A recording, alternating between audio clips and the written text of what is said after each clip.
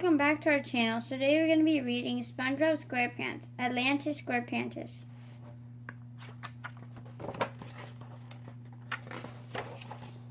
It was a perfect day for blowing bubbles. SpongeBob blew a bubble large and floaty enough to carry him and Patrick high above Bikini Bottom. This bubble will break all records, said SpongeBob, but he didn't realize how far they had gone until much later. The two began to pound on the bubble.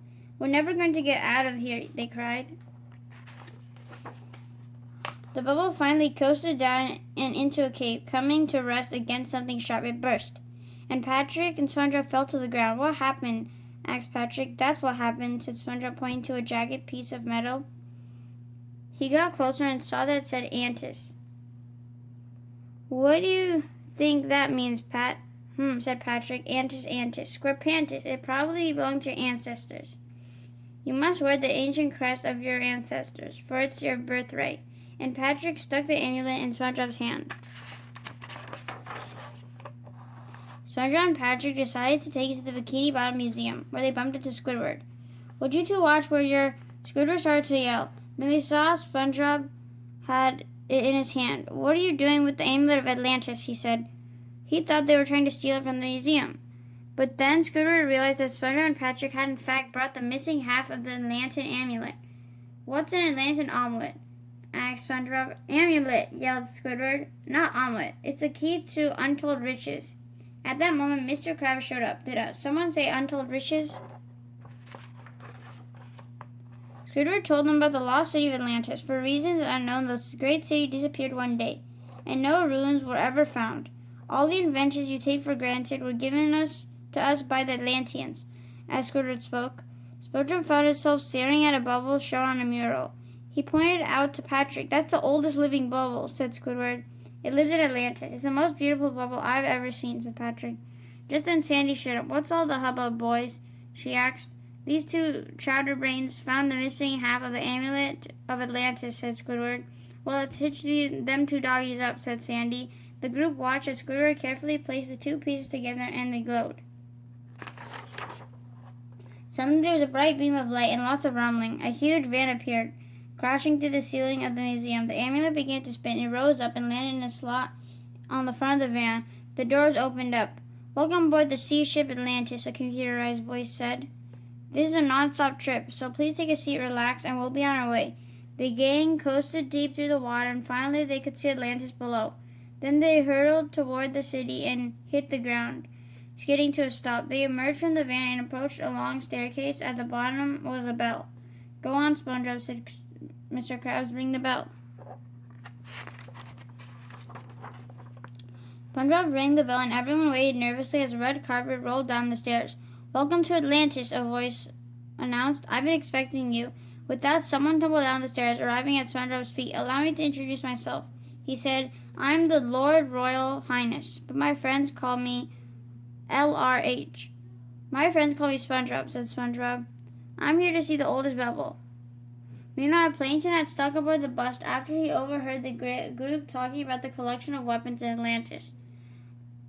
LRH happily showed SpongeBob and his friends around the city. "For centuries, we Atlanteans spent our talents and energy building weapons to defend ourselves," he said. "But we gave up the idea of warfare long ago, and now these weapons gather just behind these locked doors to show what must be done if one wishes to live in harmony with all creatures of this or any world." Next they came upon a room filled with treasure. "Long ago we decided to focus on gathering knowledge instead of wealth," said LRH.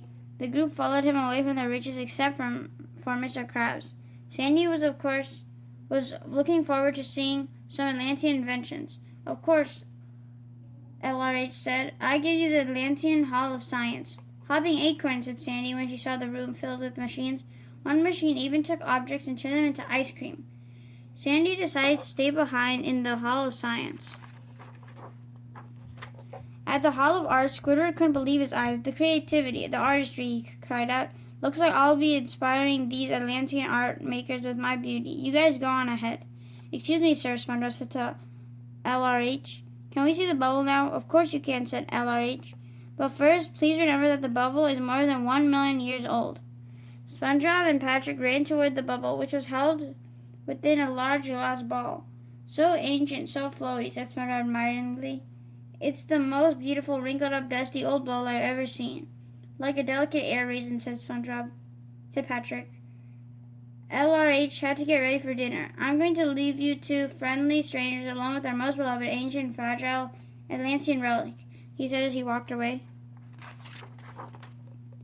At their excitement, SpongeBob and Patrick pushed against the glass ball and setting it loose. They struggled under its weight, finally setting it straight. The bubble had not burst. That was a close one, buddy, said SpongeBob. We should go before something else happens. Let's get a picture for our scrapbook before we leave, said Patrick. Great idea, Pat, SpongeBob agreed. But it turned out to be anything but a great idea. With a flash from the camera, it made the bubble burst.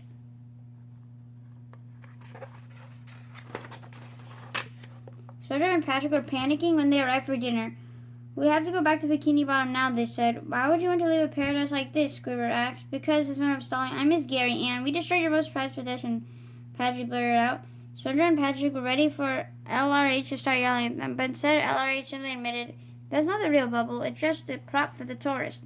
He took a small jar with a wrinkled bubble floating inside. This is the real deal, he said proudly. Oh, said SpongeBob and Patrick, relieved and thrilled at the same time. But Patrick took another picture, and the bubble burst. This time, LRH was furious. Some of the royal guard seized the hostile bubble poppers. Let's hightail it out of here, called Sandy. But with the guard chasing them, the PDI gang ran until they crashed into a large tank. Suddenly, a voice from the machine announced, I'm in control of the most powerful weapon in Atlantis. Now bow before the king of Atlantis and prepare to taste my wrath. It was Plankton. He hopped on a button and splurted. Ice cream oozed onto everyone below. Thanks, Plankton, Patrick said between mouthfuls of ice cream. Plankton jumped out of the machine and kicked it, muttering to himself. LRH was delighted. Look, a talking speck, he said. It will make a fantastic replacement for our recently deflated national treasure. As Plankton ranted and raved in the jar, LRH said goodbye to the visitors from Bikini Bottom. He seemed very eager to see them leave. So nice to meet you all, said LRH. Hope you have a safe journey home. Do come back anytime. Thank you for watching. Hope you guys enjoyed Atlantis Squarepantis, and stay tuned for more book reads. Take care, guys. Happy holidays, and we'll see you again soon. Goodbye. Bye.